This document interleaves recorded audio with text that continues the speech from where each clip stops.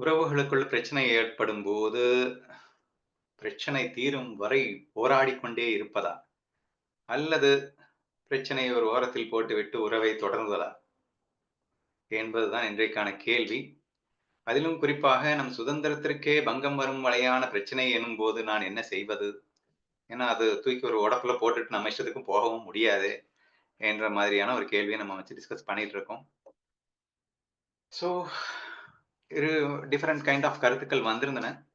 இதுல மேஜரா வந்து ஒரு கருத்து என்ன வலியுறுத்தப்பட்டது அப்டின்னா, எல்லோருமே அவங்கவங்க யுனிக்னெஸ்ல அவங்கவங்களுக்குன்னு ஒரு பாயிண்ட் ஆஃப் வியூ இருக்கும். கருத்து வேறுபாடுகள் இருக்கத்தான் செய்யும். ஒரு ஒரு வகையில பிரச்சனை வரத்தான் செய்யும். அவங்க அதுதான் சரின்னு சொன்னாங்க. நமக்கு அது சரின்னு படல அப்டின்னா, "சரிம்மா உனக்கு எது சரின்னு படுதோ அத நீ பண்ணு. எனக்கு எது சரின்னு படுதோ அத நான் பண்றேன்." என்று இப்படியாக ஒருவரை ஒருவர் நாம் வந்து அவங்க அவங்க விஷன்ல விட்டுட்டு, நம்ம நம்ம விஷன்ல விட்டுட்டு உறவை கன்டின்யூ பண்ணணும் அப்டிங்கிற விஷயம் மிக எளிதானது அப்டின்னு சொன்னீங்க. 100% அத கண்டிப்பா பண்ணி தான் ஆகணும். ஏன்னா, அதுக்கே நம்ம மனசு விடாது. அகங்காரம் இருந்ததுன்னா என்ன பண்ணும் அப்டின்னா, பற்று, அகங்காரம் இருந்ததுன்னா என்ன பண்ணும் அப்டின்னா, என் கருத்த தான் நீ ஃபாலோ பண்ணணும் அப்டின்னு இன்சிஸ்ட் பண்ணிட்டே இருப்போம். அவங்க வந்து என் கருத்த தான் நீ ஃபாலோ பண்ணணும்னு இன்சிஸ்ட் பண்ணிட்டே இருப்போம். ஸோ அந்த ஈகோ கொஞ்சம் இல்ல அப்டின்னு சொன்னா, இட்ஸ் ஓகேப்பா. ஏன்னா, ஈச் ஒன் இஸ் யூனிக் இல்லையா? எனக்கு ரைட்டா இருக்கணும்ன்றது உனக்கும் ரைட்டா இருக்கணும்னு அவசியம் இல்ல. ஆனா ப்ளீஸ் என்ன கம்பல் பண்ணாத. தப்போ, ரைட்டோ எனக்கு எது சரின்னு படுதோ அதுதானே நான் செய்ய முடியும். அதனால புரிஞ்சுக்கோ. உன் பாயிண்ட் ஆஃப் வியூ சரின்னு படும்போது நான் வேணா மாறிக்கிறேனே என்று சொல்லிவிட்டு இந்த உறவை தொடர்வதுன்றது மிக எளிதான காரியமாக இருக்கும். சரியா? அப்போ மோஸ்ட் ஆஃப் தி அக்கேஷன்ஸ்ல மோஸ்ட் ஆஃப் தி ப்ராப்ளம்க்கு ஈஸியா இந்த மாரி சொல்யூஷன ஃபைண்ட் அவுட் பண்ணிடலாம். அப்போ வந்து உறவ கன்டின்யூ பண்ணிக்கலாம். அட் தி சேம் டைம் சொல்யூஷனும் கிடைச்ச மாரி ஆச்சு. என்ன சொல்யூஷன் கிடைச்சது அப்டின்னா, அவங்க சுதந்திரத்துக்குள்ள நம்ம என்ட்ரி ஆகல. நம்ம சுதந்திரத்துக்குள்ள அவங்க என்ட்ரி ஆகல. அப்போ ஒரு பிரச்சனையும் இல்ல 2 பேருக்கும். ஆட்டோமேட்டிக்கா லவ் மிஸ் ஆகல. அண்ட் உறவும் சூப்பர்பா கன்டின்யூ ஆயிட்டே இருக்கு அப்டின்னு. பட் எங்க மேஜரா பிரச்சனை வரும் அப்டின்னா, நம்ம சுதந்திரத்த பறிச்சே ஆகணும்னு முடிவு பண்ணிட்டாங்க. நீ என் கருத்துக்கு வந்தே ஆகணும். நான் சொன்னத நீ செஞ்சே ஆகணும். என்ற ஒரு பிடிவாதத்துக்குள் வரும்போது நாம் என்ன செய்வது? அப்படிங்கிற மாதிரி ஒரு கொஸ்டின் வரும்போது தான், நீங்க என்ன சொல்லிட்டீங்கன்னா, அங்க வந்து நாம் நம் சுதந்திரத்தை மீட்டெடுப்பதற்காக போராடித்தான் ஆக வேண்டும். போராட்டத்தில் உறவே முறிந்தாலும் பரவாயில்லை. அந்த போராட்டத்திற்கு ஒரு ரிசல்ட் கிடைச்சா தான் என்னால நெக்ஸ்ட் மூவ் பண்ணவே முடியும். என் சுதந்திரத்தையே பறிகொடுத்து விட்டு நான் அங்கே உறவை மெயின்டெயின் செய்வது என்பது கேலிக்கூத்தாக இருக்காதா? என்றெல்லாம் ஒரு பதில் வந்தது. இதுல சிந்திக்க வேண்டிய விஷயம் என்னன்னா, இப்ப பேசிக்கலி எல்லாருமே செல்ஃபிஷ்ஷா தான் இருக்கோம். அப்போ சுதந்திரம்ங்கிறதும் செல்ஃபிஷின் அடிப்படையில சிந்திக்கிறியா? அல்லது ஞானத்தின் அடிப்படையில சிந்திக்கிறியான்றது மேஜர் கொஸ்டின் மார்க். சரியா? ஏன்னா அவங்கவங்க சுதந்திரத்த அவன் வந்து நான் என் சுதந்திரத்துல இருப்பேன். நான் என் சுதந்திரத்த ஒரு விஷயத்துல இந்த விஷயத்துல யாராவது ஒண்ணு விட்டுக் குடுத்து தான் ஆகணுன்ற சந்தர்ப்பங்கள் நெறைய வரும் குடும்பத்துல. 2 பேரும் சேர்ந்து வாழணும்னா, ஒரு சில விஷயங்கள்ல 2 பேருக்கும் ஒத்த கருத்து வந்தே ஆகணுங்கிற விஷயங்கள் நெறையவே வரும். வராமல்லாம் போகாது. சரியா? அப்போ நான் என் சுதந்திரம் தான் கரெக்ட், என் சுதந்திரம் தான் கரெக்ட் அப்படின்னு 2 பேரும் மல்லு கட்டிட்டே இருந்துறது அப்படிங்கிறது கூட ஈகோவாக முடிந்துவிடும். சுதந்திரத்தை மீட்டெடுப்பது என்பதனாலேயே அது ஞானம் என்று சொல்லிவிட முடியாது. சுயநலத்திலும் கூட, அகங்காரத்திலும் கூட என் சுதந்திரம் என்று சொல்லிக்கொண்டு நிறைய பேர் இருக்கின்றார்கள் என்ற உண்மையை முதலில் நான் புரிந்து கொள்ள வேண்டும். சரியா? அப்போ நான் first of all principles of Bhagavad Gita அப்படிங்கிறத மையமா வச்சு நான் என்னுடைய சுதந்திரத்தை கேட்கிறேனா அப்படிங்கிறது ரொம்ப முக்கியங்க. இப்போ உதாரணமா சொல்றேனே, பகவத்கீதையில கண்ணன் வந்து ஆ ஒரு பெரிய மகாபாரத யுத்தத்தையே நடத்தினான். அந்த யுத்தம் எதற்காக நடக்கப்பட்டது அப்படின்னா, நெறைய பேர் தப்பா புரிஞ்சுக்கிறாங்க. சொத்த மீட்டெடுக்கிறதுக்காக நடந்தது அப்படின்னு. சொத்த மீட்டெடுக்கிறது நடக்கல. ஏன்னா, அவன் 4 வீடு குடுத்தா போதும், 5 வீடு குடுத்தா போதுன்ற அளவுக்கு இறங்கிட்டான். அப்ப சொத்து மேல எல்லாம் ஆசை கிடையாது. அப்ப உறவு மெயின்டெயின் பண்றதுக்கு அவன் எந்த அளவுக்கு இறங்கி போனான்னு பார்த்தீங்களா?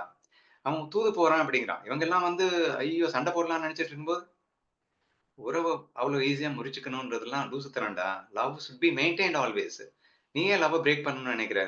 நான் போறேன். என்று போய்விட்டு அங்கே ஆ எந்த அளவுக்கு இறங்குறாரு அப்படின்னா, படிப்படியா இறங்கி வந்து 5 வீடு மட்டுமாவது குடு. என்ற அளவிற்கு அவர் இறங்கி வந்தார் என்பதை நாம் காண்கின்றோம். அப்ப இதில என்ன தெரியுது அப்படின்னா, இது என் சுதந்திரம். இது என் உரிமை. அதனால நான் வந்து நான் விட்டுக் குடுக்க மாட்டேன் என்று அங்கே கண்ணன் சொல்லவில்லை. He is ready to lose everything. ஒட்டுமொத்த பொருளையும் அவன் விட்டுக் குடுக்க தயாரா இருந்தான். பட் அபார்ட் ஃப்ரம் தட் எனக்கு குண்டு வச்சு நிலம் கூட குடுக்க முடியாதுன்னு சொல்றப்போ, போராடுறதுக்கு தயாராறான். அப்ப எப்ப போராடணும் அப்படிங்கிறது ரொம்ப ரொம்ப முக்கியமான பாயிண்ட்டுங்க. நெறைய பேர் சுதந்திரம்ங்கிற பேர்ல போராடுறதுன்னா, நீ செல்ஃபிஷ்ல சுதந்திரம்னு சொல்றியா? அல்லது ஞானத்துல சுதந்திரம்னு சொல்றியான்னு யாருக்கு தெரியுங்க? அப்ப கண்ணன் வந்து எக்ஸ்ட்ரீம் ஸ்டேட்ல. அப்போ இது தர்மத்தை காக்க வேண்டியது உலகத்தில் உள்ள அனைவரின் சுதந்திரம். ஒரு அதர்மம் தலை தூக்கும் போது அனைவர் சுதந்திரமும் பாதிக்கப்படுகின்றது. அப்போ அனைவரது சுதந்திரத்தையும் மீட்டெடுப்பதற்காக ஒரு அதர்மத்தை கிள்ளி எறிய வேண்டிய அவசியம் ஏற்படுகிறது என்று சொல்லி, அந்த இடத்துல கண்ணன் ஒரு டிசிஷன் எடுக்கிறான். அப்ப கூட வந்து பாஞ்சாலி கேட்கிறா, "என் கூந்தல்ல நம்ம ரத்தத்த நான் நாட்டணும். அதுக்காக அவன கொல்லணும். அட லூசுத்தனமா பேசாத. இது வந்து ஈகோ" அப்படின்ட்டான். அத சுதந்திரம்னு சொல்லல அவ. உலக நலனுக்காக என் போன்ற கஷ்டம் வேறெவரும் படக்கூடாது கண்ணா. அதனால் அவன் வதம் செய்யப்பட வேண்டும்னு சொன்னா, பரவாயில்லையேம்மா! நீ என்ன லூசுத்தனமா பேசுற? அப்படின்னு கண்ணன் சொல்றான் அப்படின்னா, first try to understand what exactly is the freedom. Freedom in the context of spirituality is different from the freedom in the context of worldly. உலகத்துல நீ சொல்ற சுதந்திரமும், ஸ்பிரிச்சுவல்ல சொல்லப்பட்ட சுதந்திரமும் ஒன்றா என்பதை தயவு செய்து சிந்தித்துப் பார். ஸ்பிரிச்சுவல்ல சொல்லப்பட்ட சுதந்திரம் என்பது எல்லாத்தையும் விட்டுக் குடு, விட்டுக் குடு என்கிறது. ஆனால் ஆன்மீகத்திலும் ஒரு சுதந்திரத்தை வலியுறுத்துகிறது. இது என்ன என்றால், பிரின்சிபிள விட்டுக் கொடுக்காத. கீதையிலே கண்ணன் கொடுத்த பிரின்சிபிள விட்டுக் கொடுக்காத. அப்போ விருப்பு, வெறுப்பு இல்லாமல் வாழ வேண்டும்னு ஒரு பிரின்சிபிள்ல வாழ்ந்துட்டு இருக்கேன்னா, எவனாவது வந்து உறவு கேட்கிறான், அப்பன் கேட்கிறான், அம்மா கேட்கிறான் அப்படின்றதுக்காக இந்த பிரின்சிபிள நீ தியாகம் பண்ணிடாத. So, this is what more important. அப்ப நீ ஞானி ஆகணும் அப்படிங்கிறது உன்னோட குறிக்கோளா வச்சிருக்க. அந்த குறிக்கோள விட்டு குடுத்துறாத. So that is your freedom. So what is your freedom அப்படின்னா, நான் ஞானியாக வாழ வேண்டும் என்பது எனது ஃப்ரீடம். கண்ணன் பகவத்கீதையிலே கற்றுக் கொடுத்தது போல் நான் வாழ வேண்டும் என்பது எனது சுதந்திரம். அந்த சுதந்திரத்துக்கு பங்கம் வந்தால் நீ ஆஃப் கோர்ஸ் நீ சண்டையிடலாம். சரியா? சோ அந்த மாதிரி எக்ஸ்ட்ரீம் ஸ்டேட் அந்த மாரி உறவுகளுக்குள்ள வர்றது வெரி ரேரா இருக்கும்னு வச்சுக்கோங்க. அப்படி ஒரு வேளை வந்தா, அப்போ கண்டிப்பா நீங்க போராடித்தான் ஆக வேண்டும். அந்த இடத்துல மட்டும் நான் வினோதினி கட்சியோட சேர்ந்துக்கிறேன். சோ டெஃபினட்டா என் சுதந்திரத்தை நான் மீட்டெடுக்காமல் என்னால் கண்ணனின் வழியிலேயே போ முடியாது. கண்ணன் பாதையிலேயே என்னால போ முடியாதே. அப்ப கண்ணன் பாதையில போகணும் அப்படின்னாலே, அதுக்கு பங்கமாக யாராவது வந்தாங்கன்னா, அது உறவே ஆனாலும் வெட்டி எறிஞ்சிட்டு போக வேண்டிய தவிர வேற வழியே இல்ல.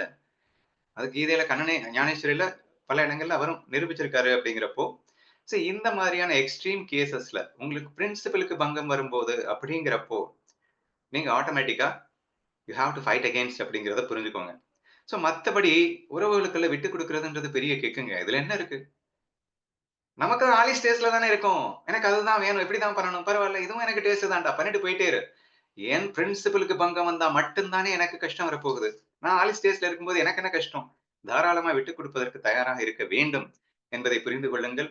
ஆ வினோக்கு சொல்லணும்னா சென்னைக்கு வரும்போது ஒரு சின்ன விஷயம் பேசும்போது நான் இததான் அவள்ட்ட எக்ஸ்ப்ளைன் பண்ணேன். இதுல என்ன இருக்கு? இது என் சுதந்திரம். எனக்கு கஷ்டமா இருக்கு. உனக்கு கஷ்டமா இருக்கு. ஆளாளுக்கு ஒண்ணொண்ணு கஷ்டமா இருக்கு அப்படின்னு சொன்னா, அப்புறம் எப்படி உறவோடு இருக்க முடியும்? அப்போ விட்டுக் கொடுப்பதில் பேரானந்தம் கொள்வதுதான் உறவு என்பதை புரிந்து கொள்ளுங்கள். எதை விட்டுக் கொடுக்கக் கூடாது என்றால், கண்ணனின் கொள்கைகளை விட்டுக் கொடுக்கக் கூடாது. என் ஞானத்தில் நான் ஜெயிக்க வேண்டும் என்ற லட்சியத்தை விட்டுக் கொடுக்கக் கூடாது. அதற்கு பங்கமாக, அதற்கு குறுக்காக எது வந்தாலும் அதை உடைத்தெறிந்துவிட்டு போகலாம் என்ற ஒரு விஷயத்த நீங்க மனசுக்குள்ள வச்சுக்கிட்டு ப்ராசஸ் பண்ணீங்க அப்படின்னா, இட்ஸ் வெரி ஈஸி அப்படிங்கிறது தான் என்னுடைய ஆன்ஸர். ஃபைனலி என்னுடைய ஆன்ஸர் என்னன்னா, பிரச்சனைகள் வரும்போது என்ன பண்றது அப்படின்னா, மோஸ்ட் ஆஃப் தி ப்ராப்ளம்ஸ் ஈஸியா சால்வ் ஆயிடும். எதுல அப்டின்னா, ஃபர்ஸ்ட் லெவல் ஆஃப் அண்டர்ஸ்டாண்டிங்ல. ஓகே. அது உன்னுடைய கருத்து. இது என்னுடைய கருத்து. உன் வழியில நீ போ. என் வழியில நான் போறேன். பட் நம்ம 2 பேருக்குள்ள லவ்ல எந்த பங்கமும் ஏற்பட போறதில்ல. என்று போகும்போதே 90% ஆஃப் தி ப்ராப்ளம் சால்வ் ஆயிடும். மற்றபடி உங்க சுயநலமே இல்லாம இருந்தீங்க அப்படின்னு சொன்னா, அவங்க என்ன கேட்டாலும் நமக்கு தான் ஏர்லி ஸ்டேஜ்ல இருக்கிறதுனால, குவைட் நேச்சுரலி அவங்க கருத்து நமக்கு பெருசா பாதிக்காது. பரவால்ல பண்ணிட்டு போலாம் அப்படின்னு சொல்லிடலாம். நம்ம பகவத்கீதையின் கொள்கை கண்ணனுக்கு எதிராக செயல்படும்போது மட்டும் தான், நாம் உறவுகளே முறித்துக் கொள்ள வேண்டிய விஷயம் வந்தாலும், அதை செய்ய வேண்டிய அவசியம் ஏற்படும். அதை செய்துதான் ஆக வேண்டும் என்பதையும் சொல்லி எனது பதிலை நிறைவு செய்துள்ளேன்.